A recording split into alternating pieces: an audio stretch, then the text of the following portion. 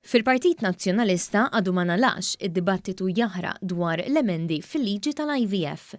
L-emendi li ġew approvati mill-Parlament kienu ġew imweda mill-Partit Laburista fil-kampanja elettorali u issa se jagħtu ċans lil aktar nies isiru ġenituri. Id-deputat tal-Partit Nazzjonalista Alex Borg attenda laqa organizzata mill-eks deputat Edwin Vassallo. Laqa li ġiet deskritta bħala reazzjoni għal vot fil-Parlament. Fid-diskors tiegħu Borg kien ċar li bil-vot tiegħu huwa mexa mal-prinċipji tal-Partit Nazzjonalista. Żied jgħid li anke l-istatut tal-Partit Nazzjonalista jiddikjarhom huwa min ma votax hekk li ma mexiex mal-istatut. Fl-aħħar mill-aħħar ukoll ma votajx kontra l-partit, anzi, ivvotajt favur il-partit.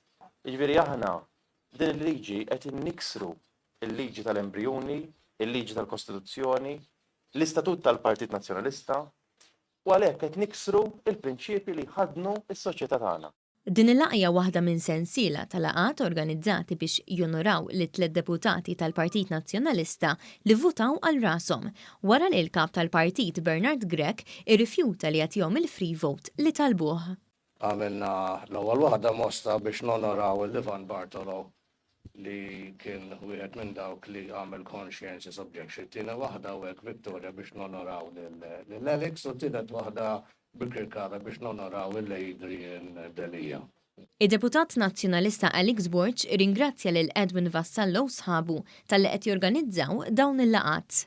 Nirringrazzja l-Edwin ovvjament illi qed jgħaddi dawn il-messaġġi, nirringrazzja lilkom San sitra f'din il-laqgħa semmit ukoll l-idea li jibdew jinġabru l-firem biex isir referendum biex il-liġi tal-IVF li għadda l-gvern titħassar. Fil-laqgħa intervjena l-isqof ta' Għawdex Anton Tewma filwaqt li Edwin Vassallo għamel li twal diskors. Libertà medda kienet meta 3 deputati xtaqgħu li jingħataw il-free vote u ma natax. Minna tiegħu b'reazzjoni id-deputat Alex Borg qal li l-vot tiegħu jindika li hu politiku ta' sinsla. Jiena żilt li nimxi fuq il-kuxjenza tiegħi biex inkun nista' nuri illi hawn politiċi ta' sinsla.